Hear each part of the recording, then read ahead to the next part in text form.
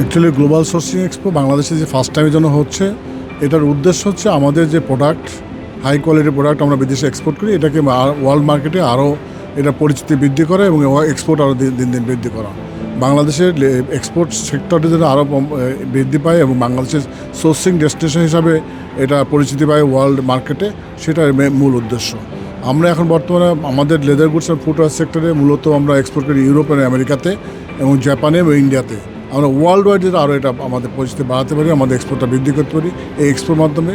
এই জন্য আমাদের বিদেশি যত ফরেন মিশন আছে সবার মাধ্যমে আমরা এটা প্রচার করেছি, ইবিবি থেকে করা হয়েছে এবং সব দেশ থেকে আমাদের এখানে অনেক ফরেনাররা আসছে, তারা দেখে যাচ্ছে আমাদের প্রোডাক্ট এবং তাদের প্রোডাক্টে তারা they are very happy to see our product.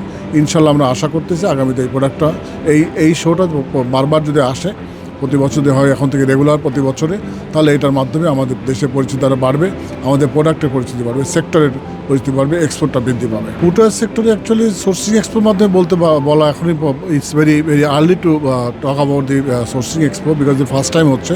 এটা 1 বছর 2 বছর 3 বছর 5 বছর পর হয়তো রেজাল্টটা পাওয়া যাবে, এটা পরিচিতি পাবে তখন এটার মাধ্যমে রেজাল্টটা পাওয়া যাবে।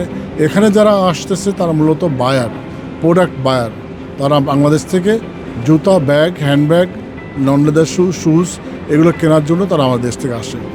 আর অ্যাবাউট দি এফডিআই ইনভেস্টমেন্টের ব্যাপারে বলছেন যেটা, এটা আমাদের দেশে এটা এখন ইটস কামিং, এটা হয়তো আগামীতে আরও বাড়বে, আগামী নেক্সট ইয়ারে অন্য আরও বৃদ্ধি পাবে আমরা আশা করছি।